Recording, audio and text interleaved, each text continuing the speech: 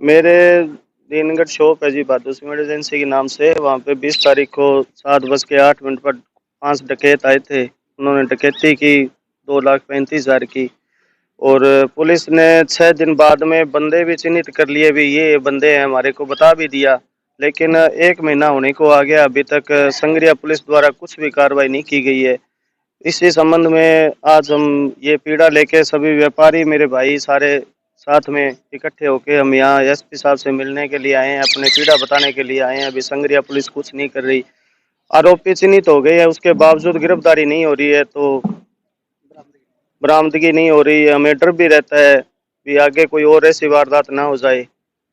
संग्रिया क्षेत्र में गांव दीनगढ़ के अंदर 20/11/2024 को बहादुर सीमेंट एजेंसी पर होती है लूट और 2 लाख से ऊपर की राशि लूट कर ले जाते हैं। उसके बाद संग्रिया पुलिस थाने में मुकदमा दर्ज करवाया जाता है और 20/11/2024 से अब 18/12/2024 तक पुलिस के हाथ हैं खाली और इनके द्वारा आरोप भी लगाए गए हैं कि संग्रिया पुलिस के द्वारा हमारा जो मुकदमा दर्ज किया गया है उसके अंदर वह गंभीरता से कार्रवाई करने से पीछे हटे हुए हैं और औपचारिकता मात्र कर रहे हैं। इसीलिए जो लुटेरे थे, 5 लुटेरे थे, उनके बारे में काफ़ी तथ्य जुटाकर हमारे द्वारा भी दिए जा चुके हैं, लेकिन अभी तक पुलिस के द्वारा गंभीरता से इस मामले को निपटाया नहीं जा रहा है और आरोपियों को पकड़ा नहीं जा रहा। इस प्रकार के आरोप वादू सीमेंट एजेंसी के साथ आए लोगों के द्वारा और मालिक के द्वारा संग्रिया एसएचओ पर लगाए गए हैं। चलिए आगे सुनते हैं वादू सीमेंट एजेंसी पर लूट जो 20/11/2024 को होती है उसका घटनाक्रम क्या था, वह सुन लीजिए। मैं शाम को जब घर आने की तैयारी कर रहा था, उसी वक्त दुकान पे मैं और मेरे मुनीम दोनों हम बैठे थे। और उसी वक्त डकैत आए, एक एक करके 4 अंदर आ गए थे, एक कार में बैठा रहा। उन्होंने आके हमारे ऊपर पिस्तौल लगा लिया और जो रकम है वो दे दो हमारे को। हाथ मुंह बांधे भी थे, लेकिन मैंने मेरा मुंह खोल के उनको बोल दिया भी आपको पैसे लेने हैं ले लो, कोई बात नहीं, हमारे साथ ऐसा मत करो आप। और उन्होंने यह भी बोला भी हम कोई गैंग के आदमी हैं, आप अपना ध्यान रखना, ऐसी कोई कार्रवाई होती है तो। ये बात है जी। ये तलाश तो पुलिस से आगे, मैं और मेरा बेटा आगे रहते थे, तब पुलिस हमारे पीछे चलती थी।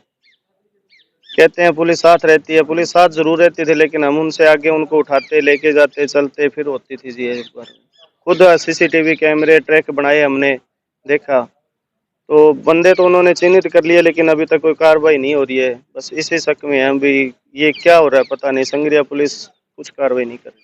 दबाव हो सकता है जी, हो सकता है। इसमें सबसे बड़ी भूमिका जो किसी बंदे का नाम आ रहा है, वो जो नशा प्रवृत्ति है उसमें लिप्त है, उनका थोड़ा सा मेरे को ऐसा लगा है। अभी वो बंदा वहां से किसी को छुड़ा के लेके गया है, ऐसे कोई शिनाख्ती करके लेके गए हैं, अपनी जुम्बारी पे लेके गए हैं, तो कुछ ना कुछ तो मिली भगती है इसमें। जो पुलिस सक्रिय थी 6 दिनों में, ब्लाइंड था जो काम, उसको खोल दिया और अब 1 महीना हो गया, अभी तक कोई कार्रवाई नहीं हुई है। लगभग संग्रिया पुलिस का टीम वर्क ही नहीं है जी, बिल्कुल। सबसे बड़ी बात ये है। ढाबा चौक के सीसीटीवी कैमरे में दिखे हैं जी, ढाबा चौकी की सीसीटीवी कैमरे जो हमने खुद वहाँ चेक किए हैं, वो वहीं पे चाह पिए, वहीं पे सब कुछ किए है। स्टाफ ही नहीं है जी। ढाबा चौकी ले लो, मल्लारामपुरा चौकी ले लो, वहाँ पे स्टाफ ही नहीं है। 2-2 3-3 कांस्टेबल, हेड कांस्टेबल है, इंचार्ज कोई है नहीं। एक कोई कागज साइन करवाने चला जाता है, एक कोई कहीं और चला जाता है, कोई नहीं है, स्टाफ ही नहीं है, बिल्कुल चौकी खाली रहती है। बिल्कुल बहुत ही सेंसिटिव एरिया है, वो संवेदनशील एरिया है बिल्कुल।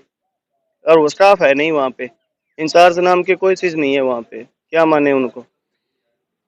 तो हमारे को तो, हम व्यापार करते हैं, चेयरमैन जी है, ईंट भट्टा है, इनका तेल मिल है, शॉप है बाखर जी की, हम सभी आए हैं तो इसी डर से आए हैं। अभी हम व्यापार कैसे करें, शाम को 5 बजे घर चले आते हैं और गांव का काम जो होता है लगभग 7-8 बजे तक निपटता है, लेकिन 5 बजे आने की करते हैं, अभी कोई ऐसी दुर्घटना या घटना ना घटित हो जाए, सभी को डर लगता है।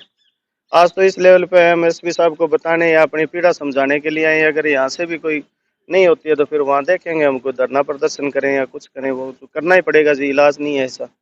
व्यापारी वर्ग कहाँ जाए, खुद का काम करते हैं और इस तरह की डकैती वगैरह हो जाए और पुलिस प्रशासन नकारा हो जाए, तो हल क्या करें उस चीज का।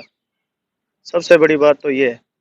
व्यापार करना बहुत मुश्किल है। ये हमारे दीनगढ़ में 1 महीना पहला डकैती हुई है, उसमें हर व्यापारी के मन में भय है और हमें तो ये लगता है भी ये पुलिस का कहीं ना कहीं फेलियर है।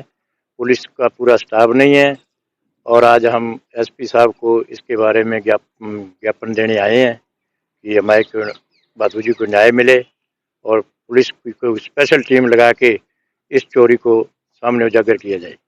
ये नशे के कारण भी हो सकती है, सीमावर्ती इलाका है, नशा भी बहुत ज़्यादा है, सब पूरा चारों तरफ फैला हुआ है, नशे की तरह से भी हो सकती है। रणजीत सिंह बराड़, एक्स चेयरमैन संगरिया कृषि उपज मंडी। संगरिया क्षेत्र से आए हुए व्यापारियों ने एसपी हनुमानगढ़ को दिया है ज्ञापन सौंपकर एसपी को यह भी बताया गया है कि संगरिया एसएचओ के द्वारा इसमें गंभीरता से कार्रवाई नहीं की जा रही है। वहीं दूसरी ओर व्यापारियों का कहना है कि भयभीत हैं व्यापारी, अपने व्यापार को करने के लिए मुश्किल में मुसीबत में पड़े हुए हैं। 5 बजे बाद वे अपने व्यापार को जो बंद कर अपने अपने घरों को लौटने पर मजबूर हैं, क्योंकि संगरिया पुलिस के द्वारा जो आरोपियों को पकड़ा जाना था उसके अंदर ढिलाई बरती जा रही है। जो भी हो, व्यापारियों के द्वारा संगरिया पुलिस पर आरोप लगाए गए हैं और एसपी को इस संबंध में अवगत करवाया गया है। मांग की गई है कि आरोपियों को जल्द गिरफ्तार किया जाए। व्यापारियों के अंदर जो भय बना हुआ है, व्यापार वे अच्छे ढंग से नहीं कर पा रहे हैं, उनको अच्छे तरह से व्यापार करने का मौका और अवसर दिया जाए और आरोपियों को जल्द गिरफ्तार नहीं किया गया तो फिर मजबूर होकर संगरिया के व्यापारी आगे आंदोलन की रणनीति बनाकर अपना आंदोलन शुरू करने वाले हैं। अब देखते हैं एसपी के संज्ञान में मामला लाया गया है। अब संगरिया पुलिस के द्वारा कितनी जल्दी आरोपियों को गिरफ्तार करने में सफलता मिलती है, यह भी तमाम बातें देखने वाली हैं। जहां फिर संगरिया के अंदर आंदोलन होने के बाद पुलिस अपनी कार्रवाई को अंजाम देती है। कलम न्यूज के लिए गुरदेव सिंह सैनी की रिपोर्ट।